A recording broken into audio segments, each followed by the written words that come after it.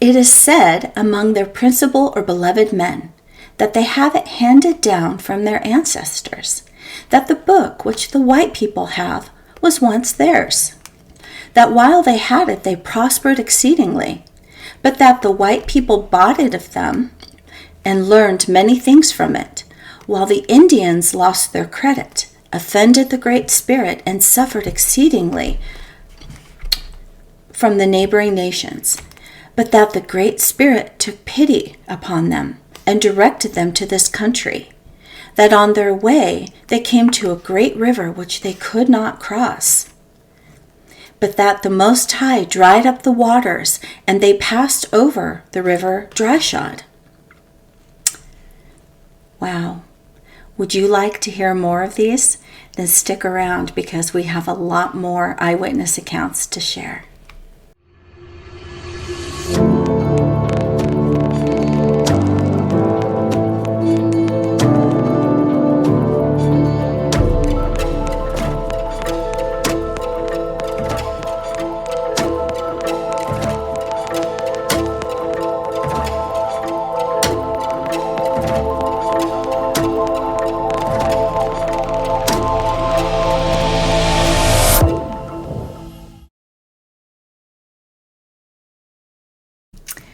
Hello friends, and welcome back to Uncovering Our Hidden History. My name is Anna, and I am a forensic genealogist and a historical researcher, both of which I use in my quest to uncover the history that's been hidden from us. And I'm just so happy to have you join me on this channel. Thank you for being interested in the information I'm presenting. And in today's video, we are going to go over some eyewitness accounts from the mid 1700s to maybe even into the late 1800s of fur trappers and like missionaries, traders, different people who came across or spent some time with the various Native American tribes before that they were removed from their land. And the stories that they share are just mind-blowing. And so with that being said, let's just dig in. Okay, let me go ahead and pull up my slides. All right, this is the Kingdom of Israel in Tartary and the Americas, Part 4. Congratulations on making it this far. All right, again, you're more than welcome to take screenshots of any of the slides. I have no problem with that. I want you to go do your own research. So this is why I'm doing this. So feel free to take screenshots of those. But again, just don't take all of the screenshots and then turn it into your own presentation. All right, so I've kind of said that every video. I don't think I need to belabor that too much. All right, now the following books are the primary sources that I used for the research on the following slides. So the excerpts of the various accounts I'm going to read to you today come from one of these 5 books. Okay, and so I wanted to put a picture here so that you could go ahead and have those in case you would like to purchase those books on your own. Pretty sure you can get all of them on Amazon.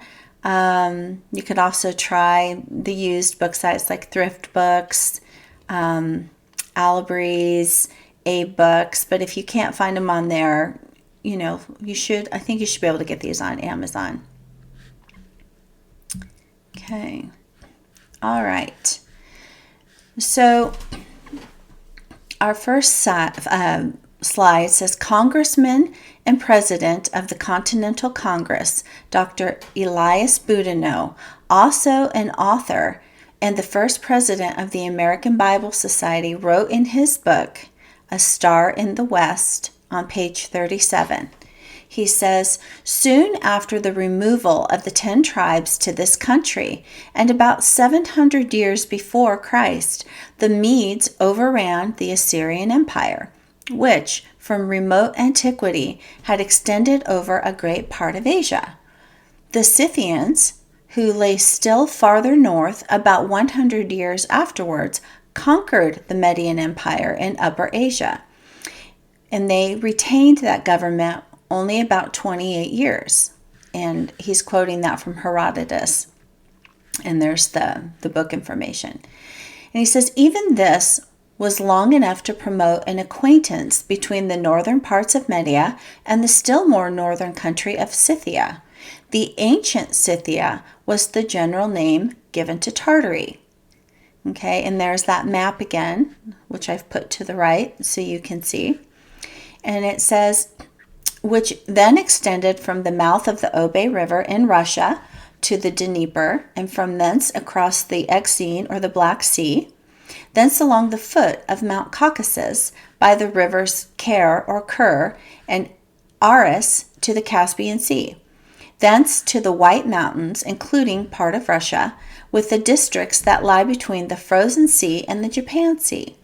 Sir William Jones, Dysart, Volume 1, page 42. I guess that's where he got that information from, or that description. And onward, it extended farther north than was then known to the neighboring nations, living to the southward and eastward. From the mouth of the Danube River to the Sea of Japan, the whole longitude of Scythia is about 110 degrees, which in that parallel are equal to rather more than 5,000 miles.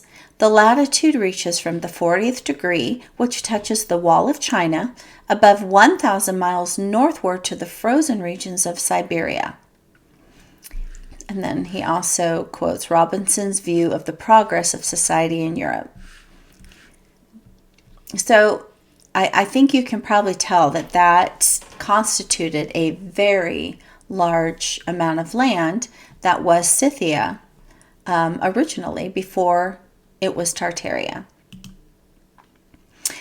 Now, Dr. Elias Boudinot also had this to say. He says, the Tartar chiefs are called Morsois, or Morsois, very like Moises, as Moses is called by the ancients.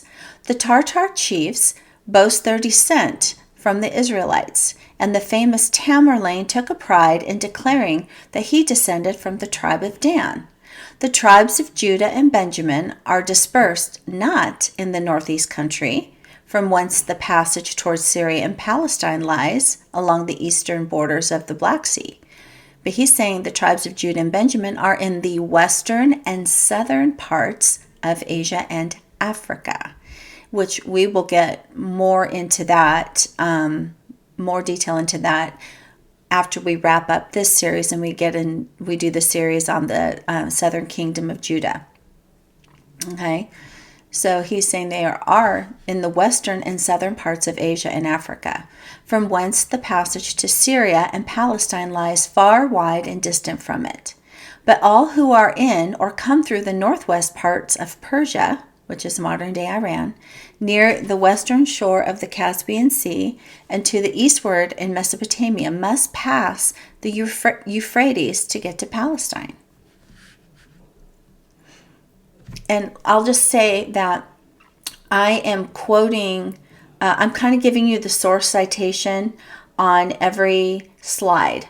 So again, when you take screenshots of these, you'll know which book it is and then what page to go find it on.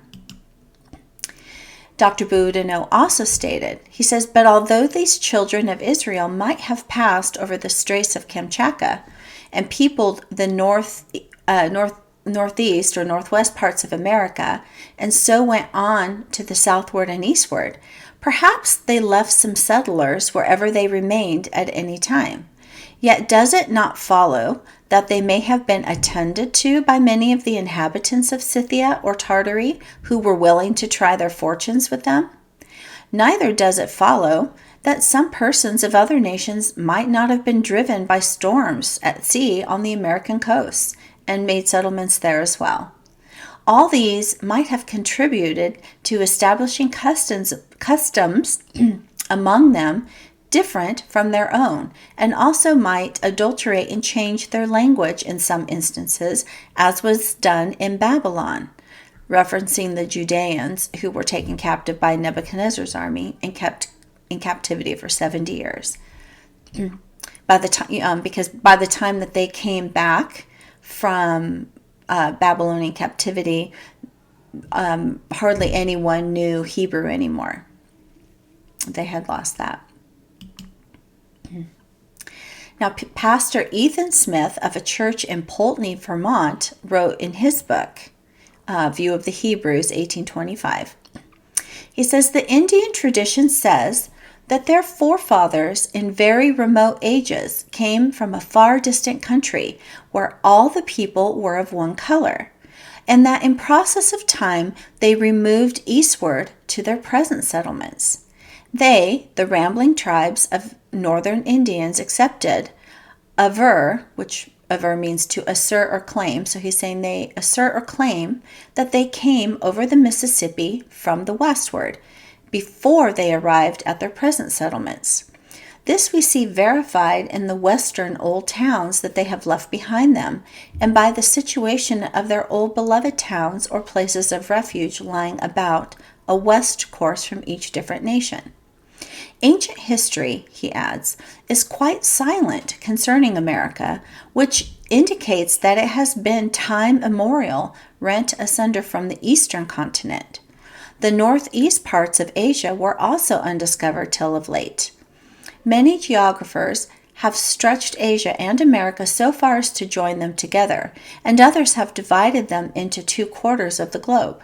But the Russians, after several dangerous attempts, have clearly convinced the world that they are now divided, and yet have a near communication together by a narrow strait in which several islands are situated, and through which there is an easy passage from the northeast of Asia to the northwest of America.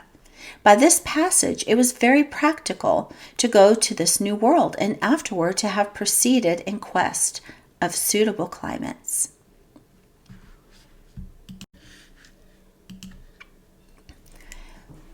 Again, Dr. Boudinot related, the following is collected from Mr. Steller's journal, as recorded in the above history. The mainland of America lies parallel with the coast of Kamchatka, insomuch that it may be reasonably be concluded that these lands were once joined, especially at the Techukotsky Cape. He offers 4 reasons to prove it. Number 1, the appearance of both coasts seem to be torn asunder, or asunder means basically torn in half. Number 2, many capes project into the sea from 36 versts. Number 3, many islands are in the sea which divides Kamchatka from America. And number 4, the situation of the islands and the breadth of that sea, that the sea is full of islands which extend from the northwest point of America to the channel of Anian. For though we should grant that the 2 continents never were joined, yet they lie so near to each other that the possibility of the inhabitants of Asia going over to America cannot be denied. From Bering's Island on its high mountains, you can see mountains covered with snow that appear to be capes of the mainland of America, from all which it appears clearly here was a probable means of a people passing from East Asia to America, either on the mainland before separation, or from island to island, or on the ice after a separation, by which the continent of America might have been peopled by the tribes of Israel wandering northeast and directed by the unseen hand of providence.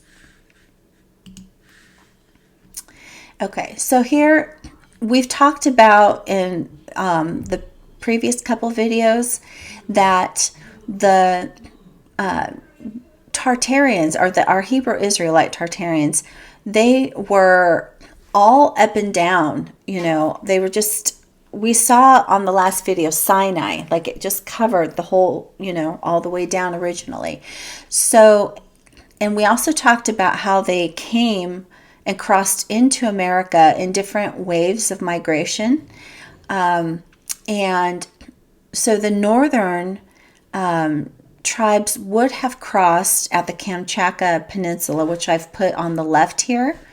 You can see the Kamchatka Peninsula, and that has copper islands, which will make sense to you as I continue to read, because some of the tribes describe crossing where there were copper islands, and copper being all over those. And so those would have been more of the northward tribes.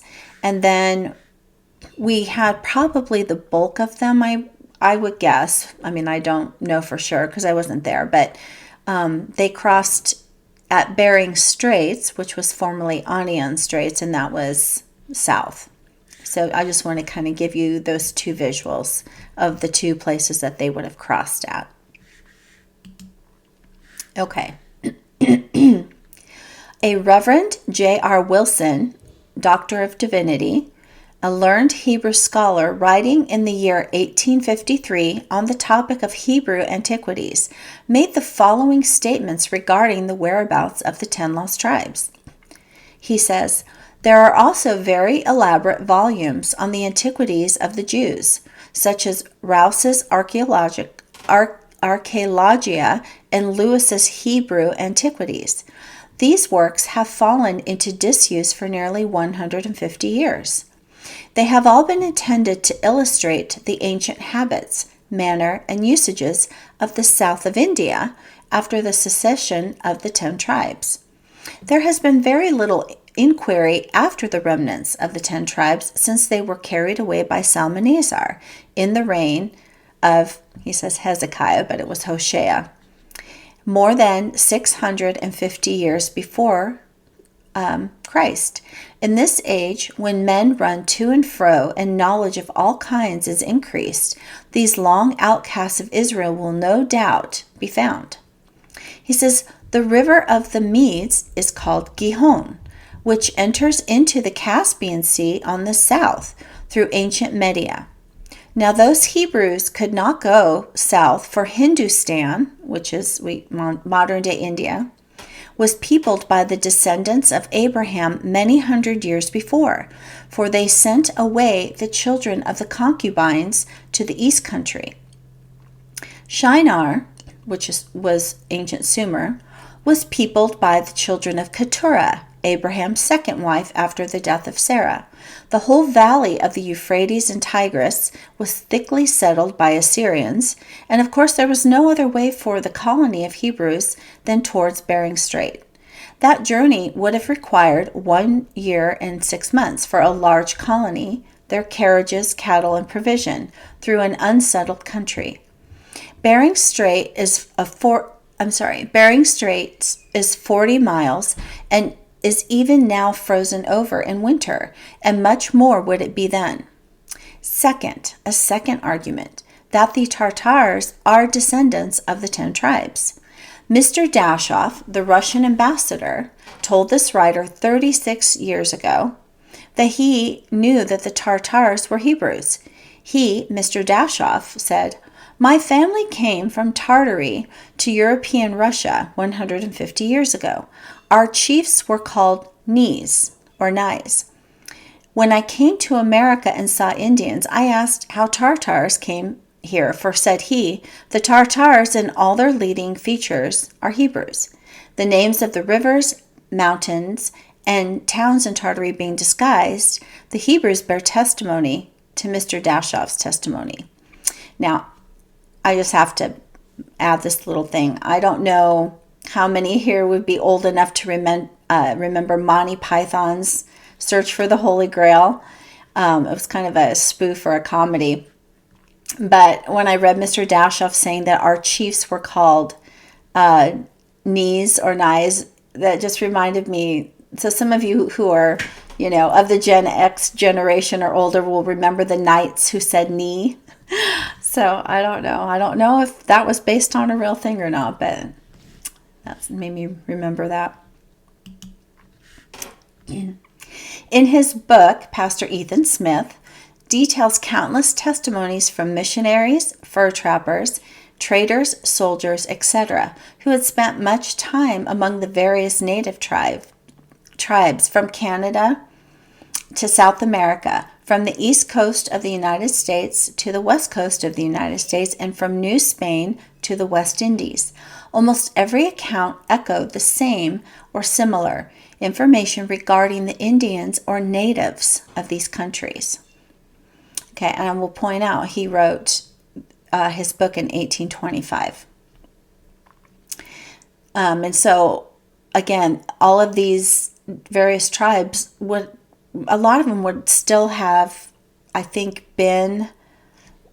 some of them may have still been on their land and not moved upwards, maybe. But anyway, Pastor Smith says, some of these traditions, as furnished from good authorities, shall be given. Different writers agree that the natives have their historic traditions of the reason and manner of their fathers coming into this country, which agree with the account given in 2nd Esdras of their leaving the land of Media and going to a land to the northeast, to the distance of a year and a half's journey. Mackenzie gives the following account of the Chippewan Indians far to the northwest. He says, they have also a tradition among them that they originally came from another country, inhabited by very wicked people, and had traversed a great lake which was in one place narrow, shallow, and full of islands, where they had suffered great misery, it being always winter there with ice and deep snows. At the Copper Mine River, where they made the first land, the ground was covered with copper, over which a body of earth has since been collected to the depth of a man's height. Dr. Boudinot speaks of this tradition among the Indians. Some of them call that obstructing water a river and some a lake. And he assures us that the Indian tradition is that 9 parts, which I would say are tribes, but 9 parts of their nation out of 10 parts passed over the river, but the remainder refused and stayed behind. So you probably wouldn't remember this, but if you looked on that map from the last video where it showed where all the different tribes had landed, the Chippewan were up north in the same area or underneath what would have been like Alaska. So, and the fact that they're speaking of copper islands and copper being there, that I'm pretty sure they crossed at Kamchatka.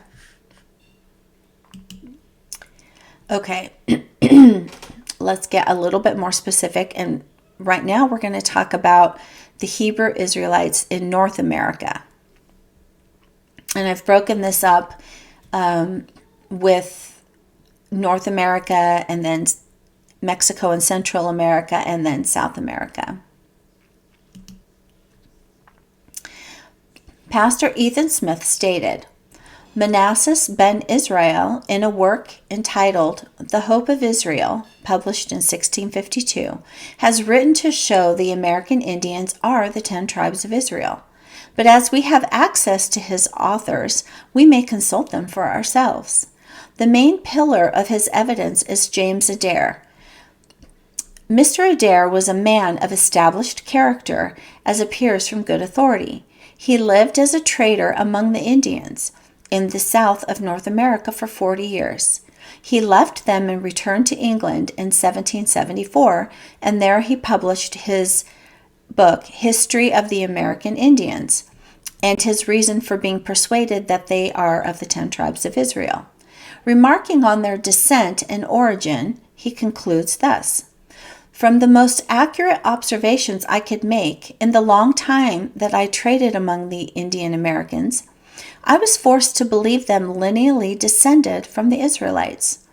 Had the 9 tribes and a half of Israel that were carried off by Shalmaneser and settled in Media continued there long, it is very probable by intermarrying with the natives and from their natural fickleness and proneness to idolatry, and also from the force of example, that they would have adopted and bowed before the gods of Media and Assyria, and would have carried them along with them.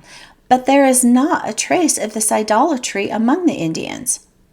Mr. Adair gives his opinion that the 10 tribes, soon after their banishment from the land of Israel, left Media and reached this continent from the northwest, probably before the carrying away of the Jews to Babylon. So they obviously didn't have the information we have now. They probably did not remain in Media for long, but as we talked about in the 2 prior videos, they probably were in Eastern Tartary for quite a while.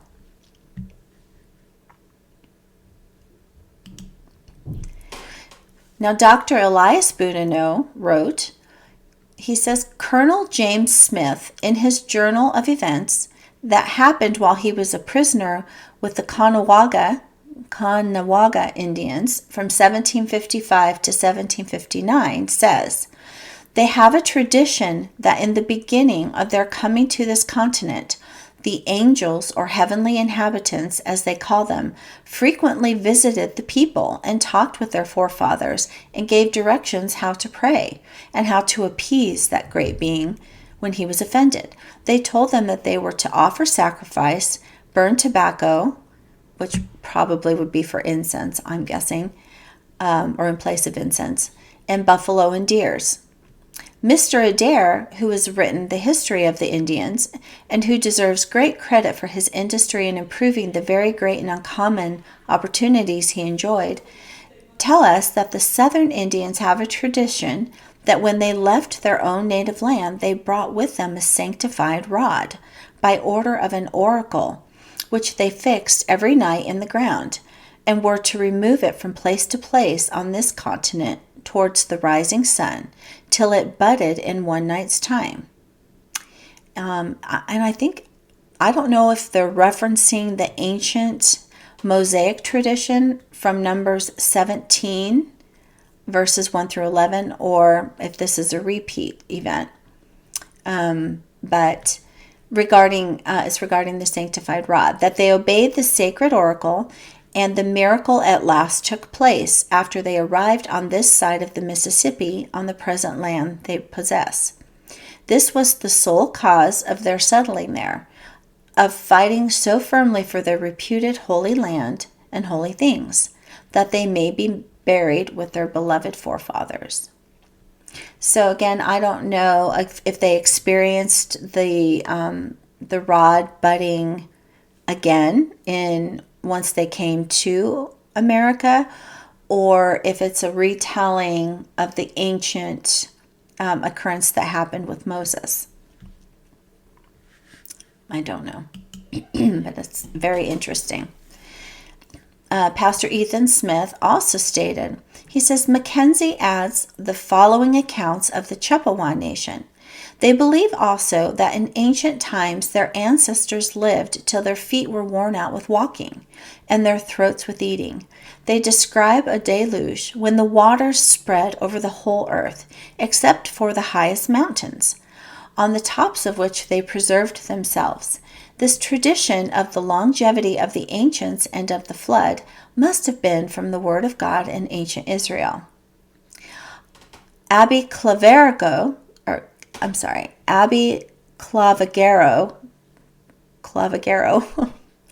assures us that the natives of Mexico had the tradition that there once was a great deluge, and Tepsi, in order to save himself from being drowned, embarked in a ship with his wife and children and many animals, and that as the waters abated he sent out a bird which remained eating dead bodies. He then sent out a little bird which returned with a small branch. And we'll cover that in more detail when we get to Mexico and Central America. Dr. Beatty says that an Indian in Ohio informed that one of their traditions was, once the waters had overflowed all the land and drowned all the people then living, except for a few who made a great canoe and were saved. This Indian added to Dr. Beatty's that a long time ago the people went to build a high place, and that while they were building, they lost their language and could not understand each other. So obviously referencing the Tower of Babel. So it's interesting that we have the natives of Mexico, the Chippewa Nation, and Indians in Ohio all talking about a flood, a deluge.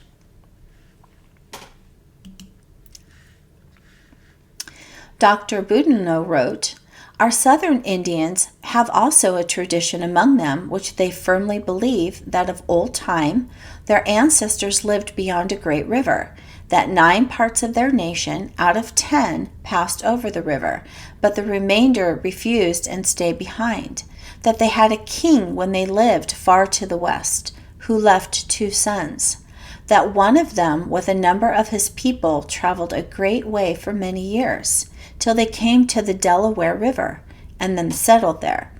And then that some years ago, the king of the country from which they had emigrated sent a party in search of them. This was at the time when the French were in possession of the country on the River Allegheny. That after seeking 6 years, they found an Indian who led them to the Delaware towns. There they stayed 1 year, and that the French sent a white man with them on their return to bring back an account of their country, but they have never been heard of since." Pastor Smith details an extract of a letter from the Reverend Jabez B. Hyde of Eden, New York, dated February 4th. Let me move myself here. Dated February 4th, 1825. Okay, so Pastor Ethan Smith received a letter from another Reverend, Jabez B. Hyde of Eden, New York, dated February 4th, 1825, which states, "I have been in the sentiment of your book, that the natives of our country are the outcasts of Israel. It cannot well be doubted by anyone who has become acquainted with the religious ceremonies of the Indians, but that they have a manifest shadow of the Mosaic rituals. Most of the particulars that you have mentioned in your book I know to be facts, and were observed by the Seneca Indians, which the Seneca were based themselves in the East Coast New York area. When I first came among them, the chiefs invited me to all of their celebrations. And then in 1818, a general religious excitement commenced among the Senecas. They attempted to understand and reform their old religious rites rather than receive Christianity. This brought together their wise men who were best acquainted with their mysteries and traditions. They spent much time to investigate their religion, its origins, and what it taught, and to what it would avail. They found themselves involved in darkness of the meaning of the words that they used in their dances and their divine songs. They were wholly ignorant. They used the words Yohewa and Hallelujah. They became dissatisfied with their old rites and consented that they would take the book which the white people called the Word of God, in order to throw light on their path. This was the commencement of Christianity among the Senecas. Their wish has been to obtain information whether anything is found in our scriptures similar to their religion. They have been firmly persuaded that they are the people of God, but that they have lost their way and are bewildered in darkness. They call themselves Hangwaowe, the real people. In all their rites, which I have learned from them, there is certainly a most striking similitude to the Mosaic rituals. I could fill sheets with details, but it would be unnecessary. And so I just apologize, actually, if there are any Native Americans or Indigenous people who I would be honored. I would hope that this would get to you. I apologize because I know that I am not pronouncing your language properly, but I'm trying. But just please give me grace because I am not well versed in your language, your various languages. But wow, isn't that incredible? That is just so incredible, that story. Mr. Boudinot stated, "It is said that their principal or beloved men, that they have it handed down from their ancestors, that the book which the white people have was once theirs, that while they had it they prospered exceedingly, but that the white people bought it of them and learned many things from it, while the Indians lost their credit, offended the Great Spirit, and suffered exceedingly from the neighboring nations, that the Great Spirit then took pity on them and directed them to this country, that on their way they came to a great river which they could not pass, when the Most High dried up the waters and they passed over dryshod." They also say, so I'm thinking either the waters were completely dried up, which reminds me of the parting of the Red Sea, or maybe they were frozen over. But anyway, either scenario, they were able to pass over. And they also say that their forefathers were possessed of an extraordinary divine spirit by which they foretold future events, so they were prophetic, and controlled the common course of nature. And this they transmitted to their offspring on condition of their obeying the sacred laws, which would be the Torah, the 5 books of Moses. That they did this by these means bring down showers of plenty on the beloved people, but that this power for a long time past had entirely ceased. Also, according to Pastor Smith, he says it has been stated that the Indians have a tradition that as they once away in another country had the old divine speech, the book of God, that they shall at some time have it again, and then they shall be happy. In the journals of Reverend Mr. Butrick among the Cherokees, making an excursion among the Indians, he says of a certain chief, "We made known to him the object of our journey. He appeared very thankful and told us that he would lay the subject before the other chiefs and let us know the result of their consultation. After some conversation, his wife, an old woman, told us that when she was a small child, the old people used to say that good people would come to instruct the Cherokee at some future period, and that perhaps she and others of her age would live to see the day. And now she thought that perhaps we and the other missionaries had come to give them that instruction.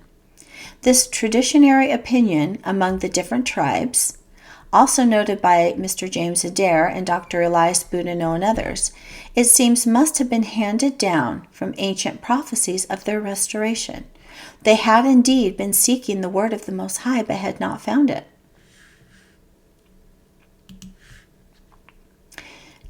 Now, Chief Joseph Riverwind, founder of Firekeepers International, along with his wife Dr. Laurelyn Riverwind, wrote a book entitled What the Old Ones Say. Chief Joseph is descended from the ancient Arawak Taino people who were located in what is now the Dominican Republic and Puerto Rico. His people, unfortunately, were the first people that Christopher Columbus and his expedition encountered on the first voyage to the West Indies. Chief Riverwind tells of an ancient prophecy regarding his people of receiving the word of the Most High. He says, "The old ones foretold that 3 strange war canoes would come to our shores, and that these war canoes would be filled with pale-faced, bearded men who were Hikotea Guamekeni, or Kini, which translates to covered like turtles. These Hikotea Guamakini would carry with them talking leaves, which would bring further knowledge about the Creator. With the advent of these talking leaves, there would come a great destruction of our people and way of life. November 19th, 1493 was a day that would forever change my Taino people's world. Never again would life be the same as it had been for centuries. Just as the old prophecies foretold, the strange war canoes called La Niña, La Pinta, and La Santa Maria were sighted off of the coast of the shore of Quisqueya. The Bible came off of those ships, which we would soon recognize to be the talking leaves as foretold. What was amazing was they contained a code, a written language that held the very words of Creator. Our people flocked to the faith, but the witness that came with the word was not what was expected. And he's referring to the brutal destruction at the hands of the Spanish conquistadors, which destroyed and obliterated the majority, not all, but most of his people.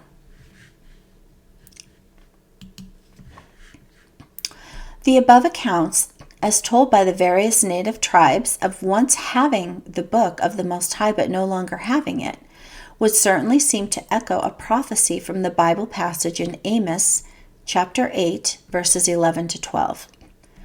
Look, the days are coming. This is the declaration of the Most High, when I will send a famine through the land, not a famine of bread or a thirst of water, but of hearing the words of the Most High. People will stagger from sea to sea and roam from north to east, seeking the word of the Most High, but they will not find it. Pastor Ethan Smith wrote the following. Various quotations have been given from Mr. James Adair. It was thought that when they were selected and inserted, they were amply sufficient. But it has occurred to the writer of these sheets that as he is a most material testimony, having lived among the Indians for 40 years, and his evidence fully substantiated as has appeared, it must be desirable the reader should see more fully his arguments and more of the facts by him. His arguments that the natives of this continent are of the 10 tribes are as follows. Number 1, their division into tribes. Number 2, their worship of the Creator. Number 3, their notion of a theocracy. Number 4, their belief in the ministration of angels. Number 5, their language and dialects. Number 6, their manner of how they count time by moons. Number 7, their prophets and high priests. Number 8, their festivals, fasts, and religious rites. Number 9, their daily sacrifice. Number 10, their ablutions and anointings. 11, their laws of uncleanness. 12, their abstinence from unclean things. Number 13, their marriages, divorces, and punishments of adultery. 14, their several punishments in general. 15, their cities of refuge. 16, their purifications and preparatory ceremonies. Number 17, their ornaments, meaning tinkling bells, rattles, ear piercings, and headdresses. Number 18, their manner of curing the sick. 19, their burial of the dead. 20, their mourning for the dead. 21, their raising seed, children, to a deceased brother by marrying the widow of that brother if there were no children. 22, their change of names adapted to their circumstances and times. And number 23, their own traditions, the accounts of English writers, and the testimonies given by the Spanish and other writers of the primitive inhabitants of Mexico and Peru. The following is an extract of a letter from Mr. Calvin Cushman, who was a missionary among the Choctaws, writing to a friend in Plainfield, Massachusetts in 1824. He says, "By information received of Father Hoyt respecting the former traditions, rites, and ceremonies of the Indians of this region, I think there is much reason to believe that they are the descendants of Abraham. They have had cities of refuge, feasts of firstfruits, sacrifices of the firstling of the flocks, which had to be perfect without blemish or deformity, a bone of which must not be broken. They were never known to worship images, nor to offer sacrifice to any god made with hands. They all have some idea and belief of the Great Spirit. Their fasts, holy days, etc. were regulated by sevens as to time. i.e., 7 sleeps, 7 moons, 7 years, etc. They had a kind of box containing some kind of substance which was considered sacred and kept an entire secret from the common people. Said box was borne by a number of men, borne meaning carried by a number of men who were considered pure or holy. And then in parentheses he says, if I mistake not, such a box was kept by the Cherokees. Whenever they went to war with another tribe, they carried this box, and such was its purity in their view that nothing would justify it being rested on the ground. A clean rock or scaffold of timber only was considered sufficiently pure for a resting place for the sacred coffer. And such was the veneration of all the tribes for it, that whenever the party retaining it was defeated in battle and obliged to leave it on the field, the conquerors would by no means touch it.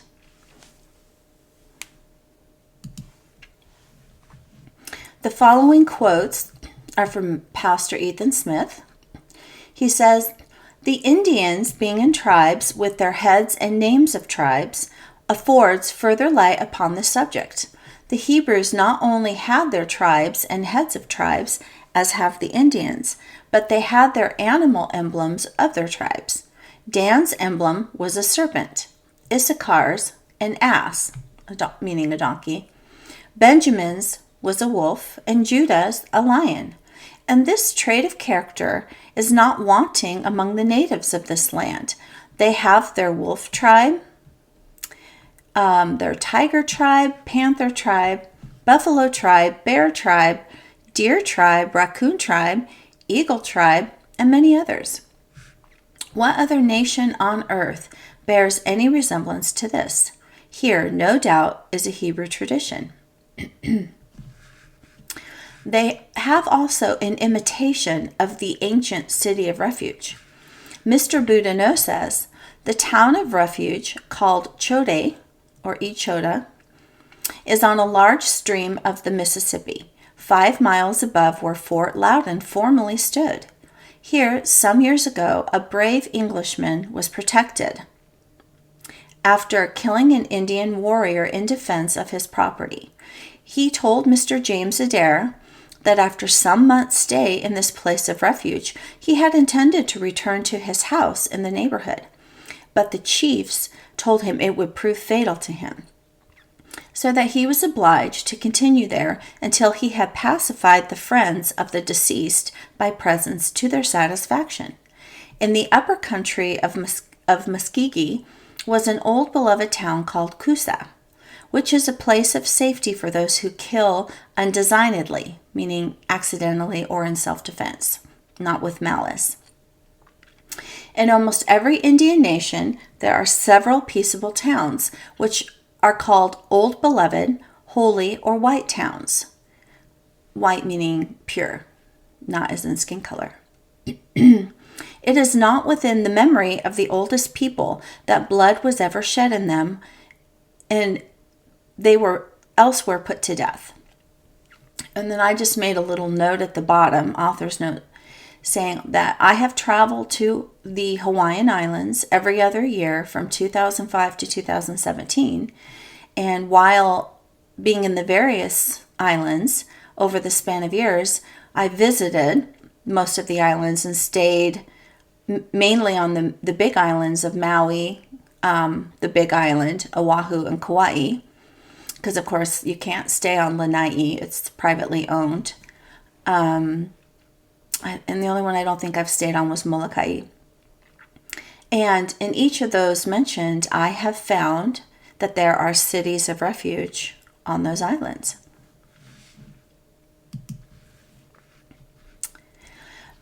Their having a tribe answering in various respects to the tribe of Levi shed further light on this subject. Some of the Levite tribe probably remained with the 10 tribes. If we should find something of this, the evidence of their being the tribes of Israel would indeed be more striking. Possibly this is furnished. The Mohawk tribe were held by the other tribes in great reverence, and the other tribes round about them had been accustomed to pay them an annual tribute. much as the Israelite tribes had brought their tithes and offerings to the Levites. Mr. Elias Boudinot gives the following account of them.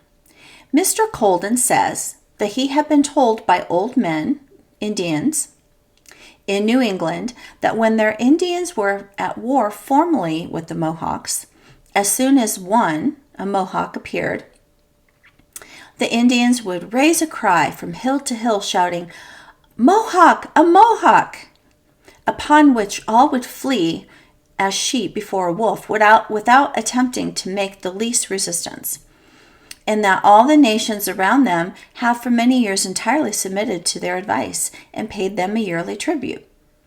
And the tributary nations dare not make war or peace without the consent of the Mohawks. Mr. Colden goes on to state an instance of their speech to the governor of Virginia, in which it appears the Mohawks were the correctors of the misdoings of some of the other tribes. And here too, evidence seems not wholly wanting. The Hebrew word, capital H-H-O-K-E-K, signifies one who is an interpreter of the law or superior. We then have a new view of the possible origin of the Mohawks. I found that fascinating, and it would make sense. Dr. Beatty informs of their feast, called the Hunter's Feast, answering, he thinks, to the Pentecost in ancient Israel. He describes it as follows. They choose 12 men who provide 12 deer. Each of the 12 men cuts a sapling, and with these they form a tent covered with blankets. They then choose 12 stones for an altar of sacrifice. Some tribes, he observes, choose but 10 men, 10 poles, and 10 stones. Here seems an evident allusion to the 12 tribes, and also to some idea of the 10 separate tribes of Israel. Upon the stones of their altar they suffered no tool to pass. No tool might pass upon a certain altar in Israel. A particular or two of their feasts shall be noted here. Dr. Beatty also gives an account of what he saw among the Indians of northwest of Ohio. He says, before they make stew of any of the first fruits of the ground, 12 of their old men meet. When a deer and some of the first fruits are provided, the deer is divided into 12 parts, and the corn is beaten into a mortar and prepared for use by boiling or baking under the ashes. And of course, it's unleavened. This also is divided into 12 parts. Then these 12 men hold up the venison and the fruits, and they pray with their faces to the east, acknowledging, as is supposed, the bounty of God to them. It is then eaten. After this, they freely enjoy the fruits of the earth. On the evening of the same day, they have another public feast, which looks very much like Passover. A great quantity of venison is proved, maybe that should be provided, with other things dressed in their usual way and distributed to all the guests, of which they eat freely that evening. But that which is left over is thrown into the fire and burned, as none of it must remain till the sunrise the next day, nor must a bone of the venison be broken. The ancient Indians have practiced circumcision. Dr. Boudinot assures that the Eastern Indians, so those on the East Coast, maybe Eastern Canada too, I'm not sure, inform of its having been practiced among them in times past, but that latterly, not being able to give any account of so strange a rite, their young men had opposed it, and it was discontinued. Emmanuel de Moraes, in his History of Brazil, said it was practiced among the native Brazilians. These native inhabitants of South America were of the same origin with the Indians of North America. The Reverend Mr. Bingham of Boston informed the writer of these sheets that Thomas Hopu, the pious native of a Sandwich Island, which that's what the Hawaiian Islands were formerly called after the Earl of Sandwich in England, informed him while that in this country, before he returned with our missionaries to his native region, that he himself had been circumcised, that he perfectly remembered his brothers holding him while his father performed upon him this rite.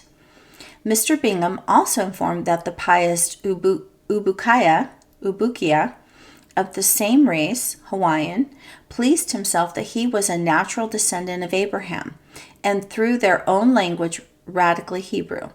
It is believed by men of the best reputation that the Sandwich Islanders, so the native Hawaiians or the indigenous Hawaiians before a lot of the other Asian peoples were invited to come into work. We're talking more anciently. It is believed by men of the best reputation that the ancient Sandwich Islanders and the Native Americans are of the same race. Pastor Ethan states, another noted Hebrew custom that the Indians have, Dr. Boudinot informs that a worthy minister informed him that as he was preaching with some Indians, between the exercises, tidings were brought to an Indian woman present, that her son was suddenly drowned. In deep distress, she retired to a little distance and sat on the ground. Female friends followed and sat around her. After sitting a season in solemn silence, the mourning mother put her hand upon her mouth and then fell forward with her face into the dust.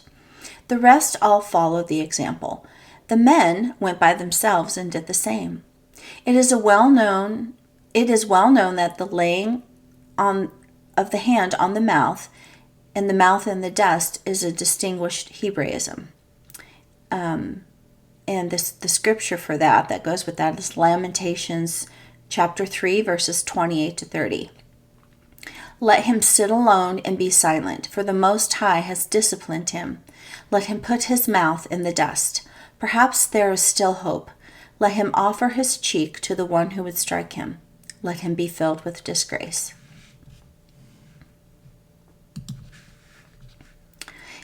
In his book, Pastor Ethan Smith also wrote, he said, in the younger days of Dr. Boudinot, the following incident occurred. 2 fine young missionaries were sent by the Society of Scotland.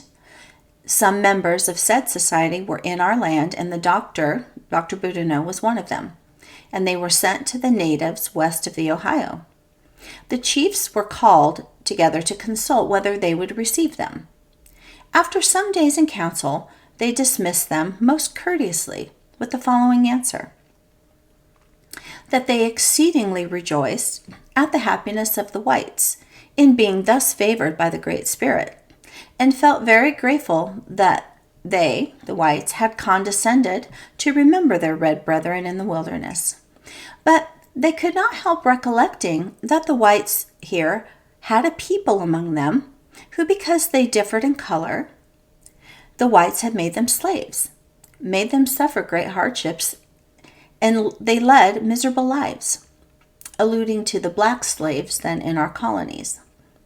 Now, we cannot see any reason, said they, if a people, being black, will entitle the whites to deal thus with them, why a red color would not equally justify the same treatment. We therefore determine to wait to see whether all of the black people among you are made thus joyful and happy, as you tell us your religion will make us, before we can put confidence in your promises. We think a people who have suffered so much and for so long by your means would be entitled to your first attention. We therefore send back the 2 missionaries with many thanks, promising that when we see the black people among you restored to freedom and happiness, we will gladly receive your missionaries. And he says, here was reasoning well worthy of the descendants of Abraham and even of Solomon. I thought that was pretty great. Chief Joseph Riverwind of Firekeepers International writes, the Cherokee people live all around our hometown, and roughly 45 miles away is the Qualla boundary, which is where the eastern band of Cherokee Indians remained after fighting and defending their ancient homeland. The Cherokee have overcome great odds and are a vibrant and thriving people today despite a tragic part of their past. Several books have been written about the possible origins of the Cherokee, with a few researchers being convinced they are Hebrew, or at least mixed origin. I recalled having researched many different perspectives and arguments for the theory of the Cherokee being of Israelite descent. I can only speak from my experiences and memoirs of this subject when it came up around Cherokee elders. Several Cherokee elders from Qualla Boundary told me they were descendants of Israelites. The Cherokee name for God is Yohewa, with the capital Y, capital H, capital W, and capital H, because they don't have vowels. This is amazing because in Hebrew, the name of God is written YHVH and is often pronounced Yehovah, Jehovah, or Yahweh. All right. And then he continues on. He says the Cherokee name for Holy Spirit is Lokishtuhula Abba, the great, beneficent, supreme Holy Spirit of fire.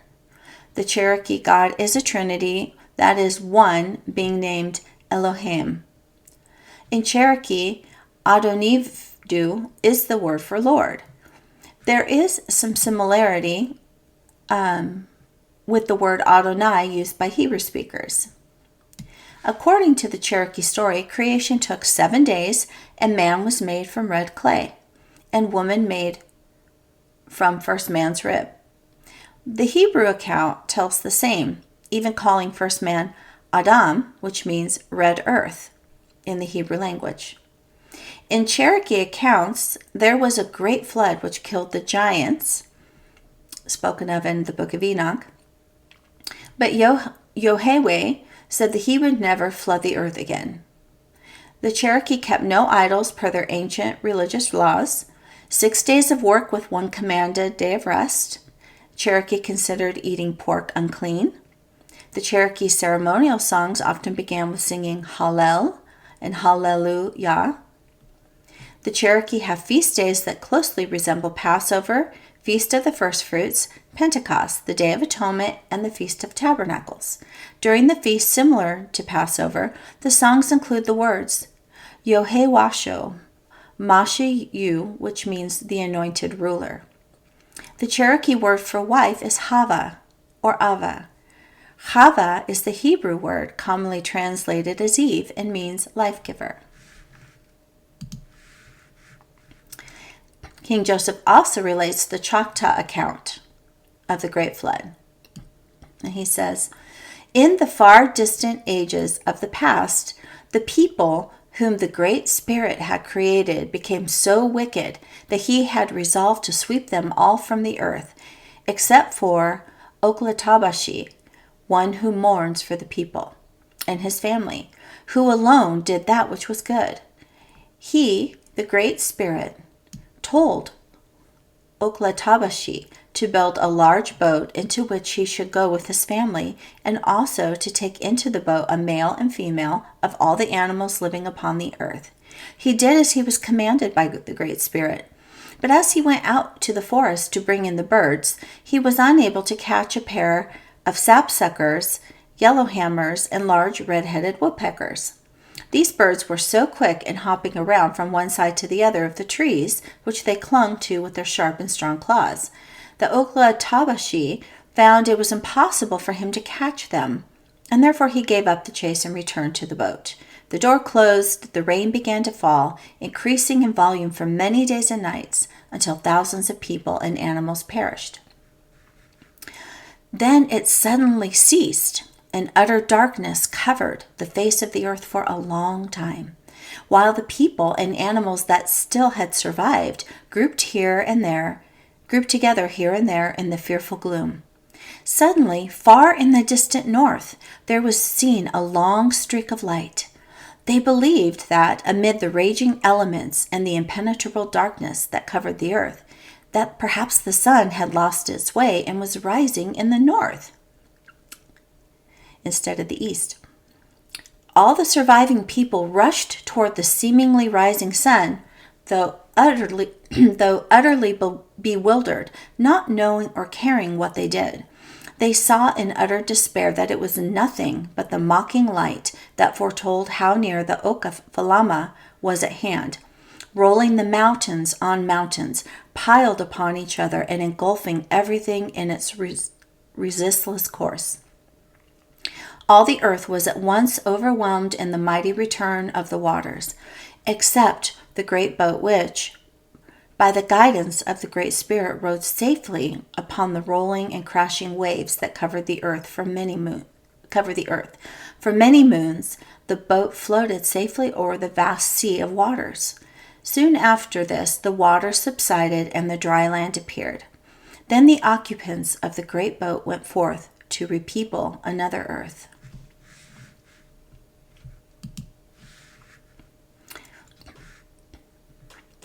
Then he relates the Chickasaw account of the Great Flood. So the other one was the Choctaw, and this is the Chickasaw account. Creator had come to a man named Noah and told him to build a large canoe because water would soon cover all the land. Noah did as Creator instructed, and he built the large canoe that would float upon the great waters. Only one family survived, and 2 of every animal that Creator had led into the giant canoe. He also said that at the right time, before the world is destroyed by fire, it will rain down blood and oil. He then continued, the details of this ancient flood story go far beyond the realm of coincidence. The Choctaw accounts that have been passed down orally by the Choctaw storytellers also tell us another story that bears great similarities with the Bible. The Choctaw say that there was once a time when the earth was one solid land mass. The land looked like a turtle's back as it was rising out of the ocean. It is because of this story that many Native Americans still call North America Turtle Island. It is passed down that all of humanity was one tribe of people living on Turtle Island. We all spoke the same language until the people decided that they wanted to be able to ascend into the sky world in order to meet with the Creator. The people set about building a large sky tower that would reach past the stars and into the heavenly realm. Creator saw what the people were doing and became very upset. So he promptly destroyed the sky tower that the people were building. Then Creator grabbed the land and spread it apart, separating many of the people. It was then that the Creator gave people different languages so that they would not come together again in an attempt to rebuild the sky tower. Okay. From the Southern Intelligencer came reports from missionaries working among the Chickasaw Nation. The Southern Intelligencer, in extracts from the missionaries among the Chickasaw, informs us that an old Indian, stating to them some of the traditions of the Chickasaw, most of which were sufficiently wild and pagan, gave the following. The Great Spirit first made the ground and animals. Afterward he made a man. A woman was made in like manner. The Chickasaw came from the west, he says, and that the world is to be burned or turned upside down, but it is generally thought that it will all be burned. A certain description of persons infamously wicked will be burned with it. They will roll in fire yet cannot die. There are to be other signs before the end of the world, such as a great shaking of the earth. This old Indian adds, it has been said by the old Indians that before that event should take place, meaning the burning of the world, the Indians and the whites would mix so that the tribes would be confused and lost and not know to what nation they formerly belonged. Dr. Elias Boudinot related the following account. A minister preaching to a congregation of Christian Indians west of the Delaware observed an Indian stranger listening with great attention. After the service, the minister inquired who he was.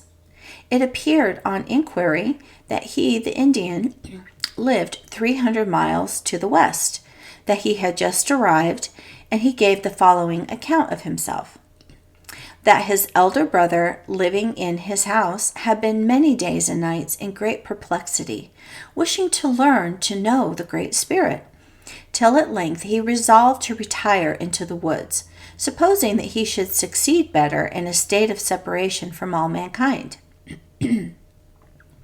Having spent many weeks alone in great affliction, he thought he saw a man of majestic appearance, who informed him that there were Indians living to the southeast, who were acquainted with the Great Spirit and the way to everlasting life. Sounds like an angel. Adding that he should go home and tell his people what he had seen and heard. For this reason, as soon as he heard his brother speak, he determined to travel in search of the people he had described until he found them. And since he had heard what had been said that day, the words had been welcome to his heart. Dr. Boudinot also related the following. A missionary made a journey to the Shawnee country, the most savage of the Indian nations. He stopped at the first village he came to and lodged with one of the chief men. He informed the chief of his business and opened some truths of the gospel to him by means of an interpreter who accompanied him. The chief paid great attention and after some time told him that he was convinced that the missionary's doctrines were true, pointing out the right road, that the Shawnee had been long striving to find out the way of life.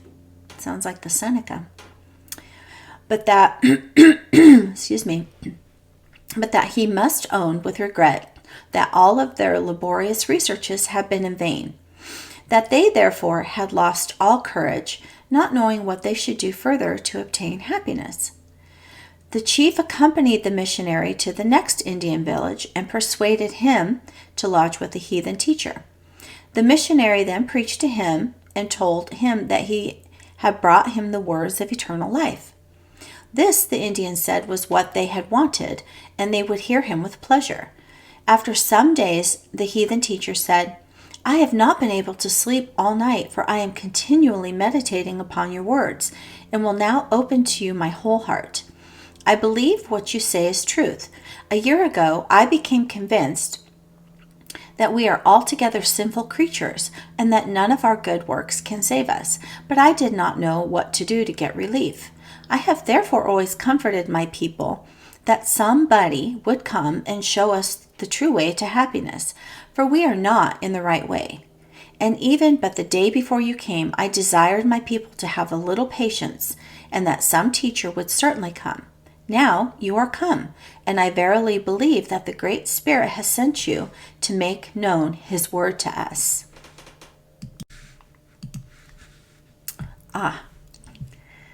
I'm so excited about this.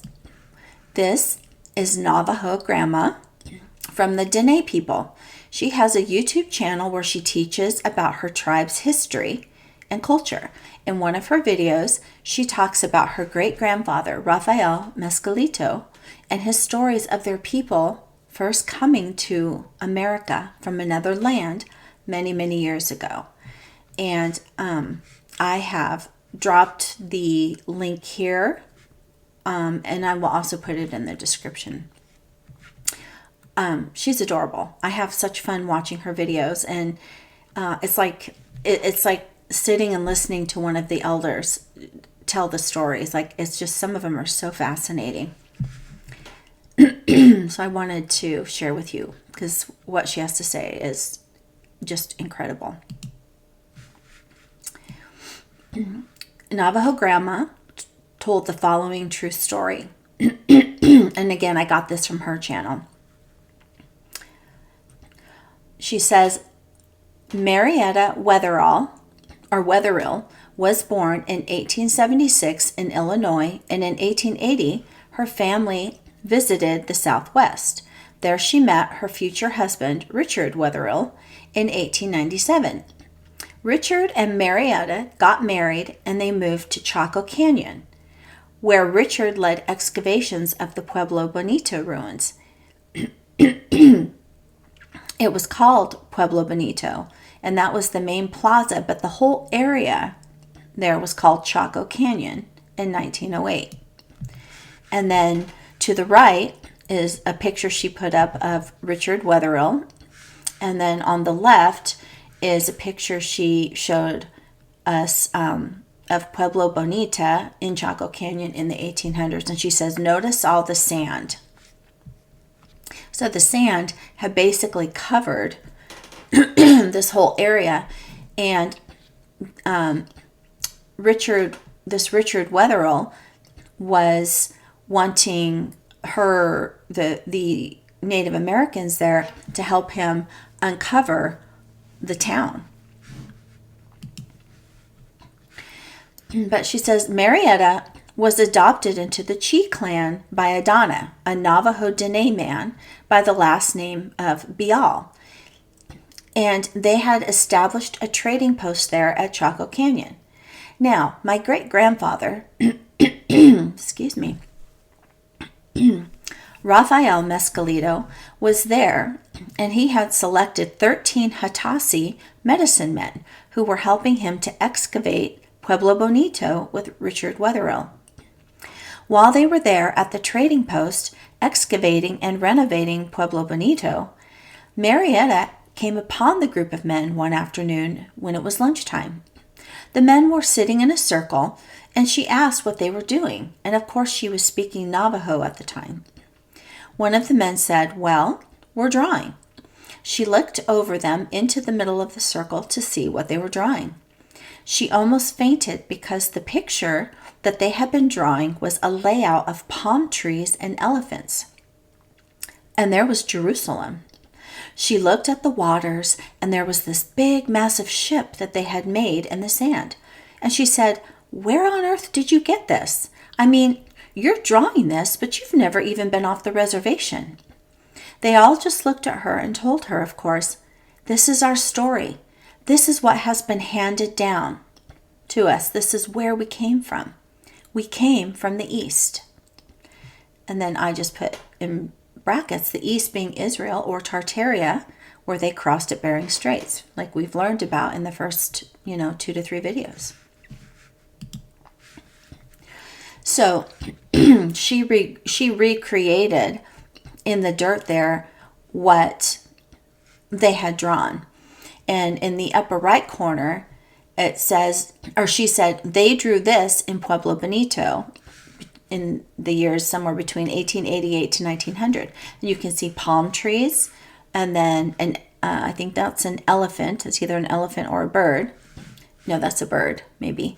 And then in the lower left corner, all of those lines at the top, that is the walls of Jerusalem.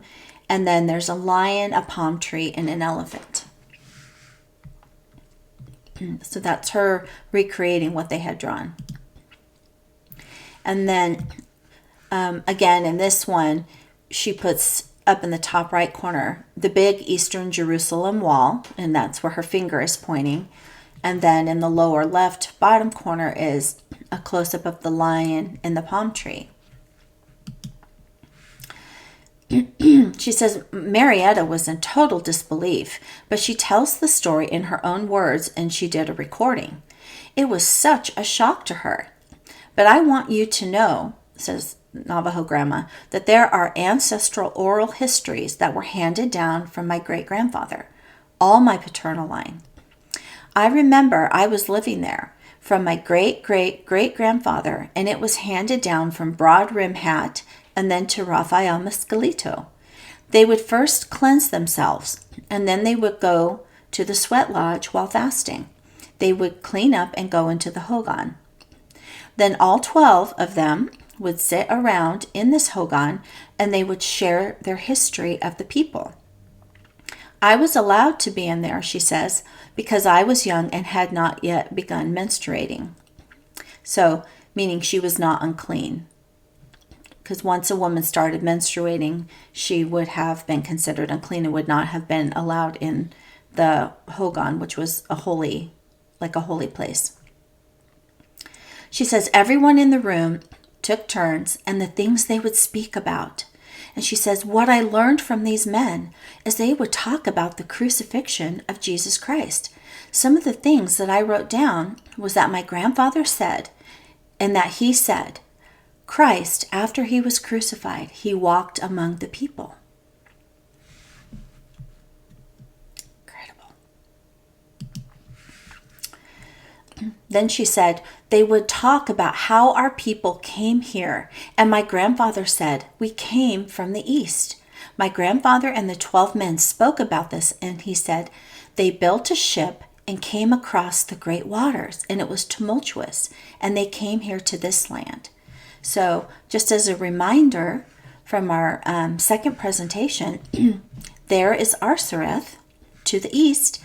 There is the Straits of Anian, aka Bering Strait, and you can see the ship right there.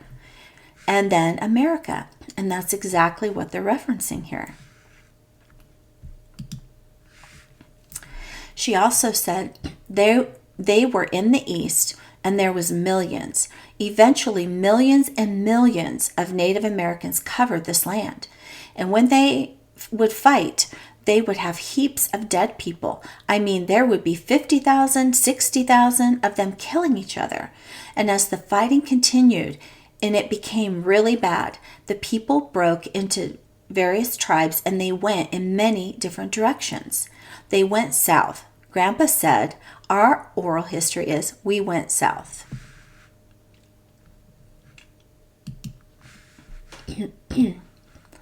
And then they came across, this is her still speaking, and then they came across and ended up in the southwest, and they longed for home. Across the great big waters, they longed for that home. Sometimes I would see these men weep because they said, that's where they would weep because they would say, that's where our umbilical cords were buried there. Our ancestors' umbilical cords were buried there. And then they would say, we came to this place where the 4 sacred mountains are now. Our children, our posterity's umbilical cords are buried here. And this is always going to be a place that our hearts yearn for. And this is a sacred place for us. So that first paragraph where she says, sometimes I would see these men weep because they said, that's where our umbilical cords were buried. Our ancestors' umbilical cords were buried there. That reminded me that in next to Arsareth, to the left of Arsareth, remember the Tabor region? Okay, again, I'm going to give the translation. Tabor or Tibor, the umbilical region of the Tartars, literally the umbilical region. So that is where the umbilical cords of every baby ever born was buried there. That's why it's called the umbilical region of the Tartars, where although they once lost their sacred books, they were nevertheless united under one king. Right? So it made me think of that. But he says, now that we're here in this land, our children, our posterity's umbilical cords are now buried here.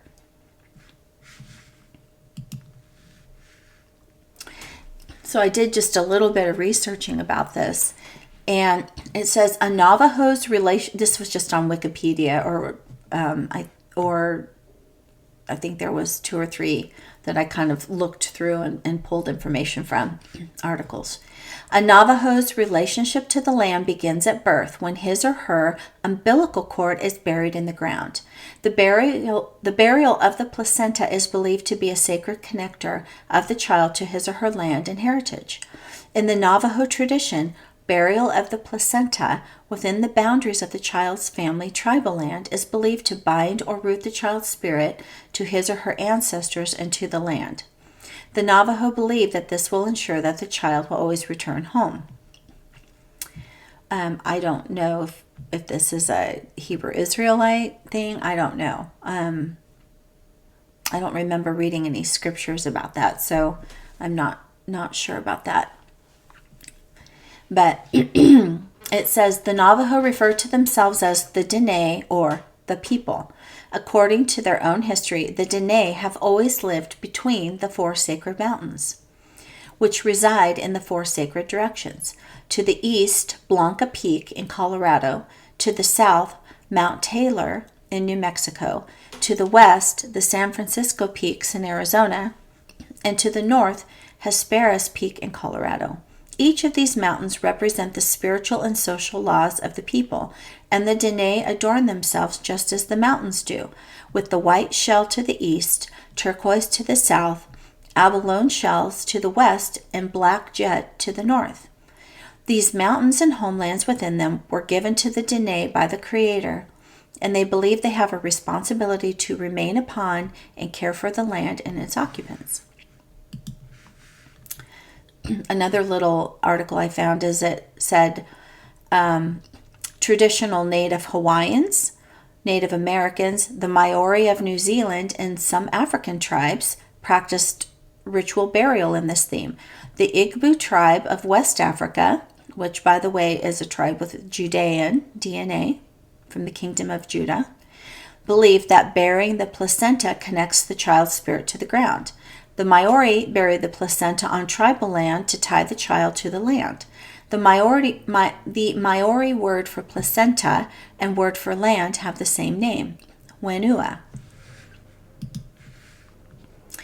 And now back to Navajo grandma. So she said this on the left was her great-grandpa, Rafael Mescalito, and then to the right was her paternal grandfather, Shinali Hastine Mescalito Nelson. And again, she just gives more pictures, which if you want to take a screenshot of that, you can make it bigger to see. But she just points out that once they were able to excavate the Pueblo Bonita in Chaco Canyon, and she points out what's what and all of those. And then in the lower right corner is a picture of them back then, probably late 1800s, early 1900s, gaming, doing some of their games. Thank you, Navajo Grandma, for sharing your family's history with us. And yes, you are absolutely correct. Your people most certainly descend from one of the 10 tribes of Israel. Okay, another Hebrewism that the tribes practice is they wore fringe, as was required by Mosaic law, and they still do. I found this scripture in Numbers 15, verse 38. It says, "Speak unto the children of Israel, and bid them that they make them fringes in the borders of their garments throughout their generations, and that they put upon the fringes of the borders a ribbon of blue." Now, it's interesting because this was in the King James Version, and a lot of the other translations have changed it to ribbon or something like that. So, but it actually says in the King James Version, make them wear fringes on their borders. And so you can see these pictures below. In the bottom on the left, this is Pretty Flower from the Seneca tribe, and the arrows point to her fringes. This gentleman in the center, fringes. And this is why, whether I don't know if the modern day descendants understand why they wear fringe, but this goes all the way back to Numbers 15:38. It was in the Torah, the book of Moses. Now, the picture on the left, it's the same woman, but the picture on the left was a little bit blurry, so I went looking for her. But just to give due credit, the picture on the left is from Sean Little Bear, a Sean Little Bear presentation filmed by Color My Media, and it's available at vimeo.com. And But I appreciate what he put here. And this woman is from the Cheyenne, and her name is Gertrude Three Finger. And again, she's from the Cheyenne. And it says that Sean Little Bear put, the shawl represents the 10 Commandments, and each fringe represents the straight and narrow path. So that it's very specific why they were commanded to wear fringe. It was to be a reminder to always follow the commandments, not just the 10 Commandments, but all the commandments that were given by the Most High to Moses. Okay. And then I found something just fascinating. So in the Legends of the Jews, which really should be Legends of the Judeans, Volume 2, Chapter 4, in the chapter called The First Passover,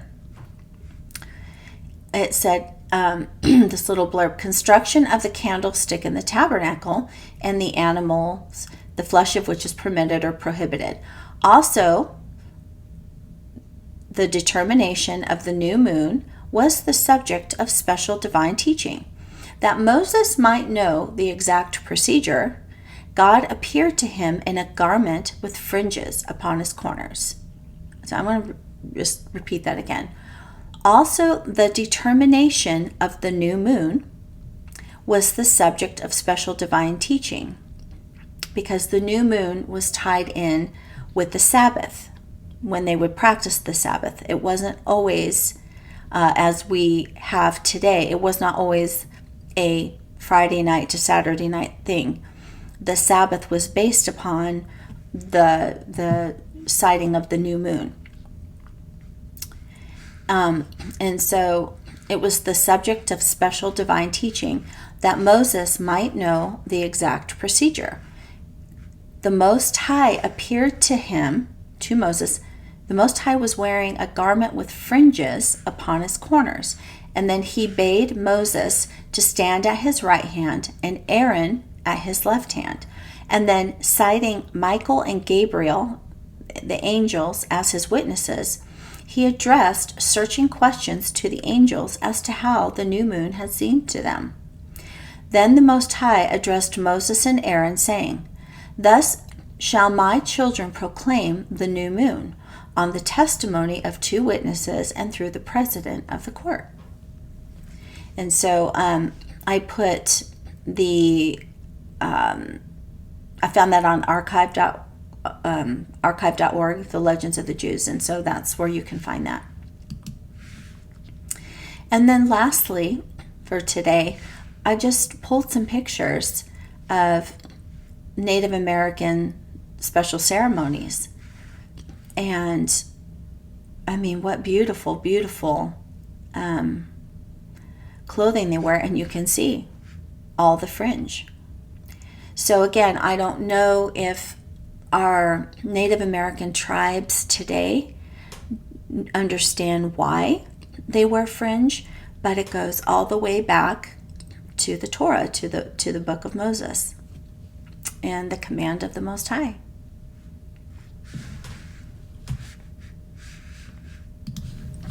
So thank you once again for sticking with me. I hope you found this just so fascinating, and we're going to pick up with more stories next time, and we're going to start with we're going to continue with the Hebrews in Mexico and then South America. So I hope you come back for more. In the meantime, stay safe, stay well, and we'll see you next time. Bye-bye.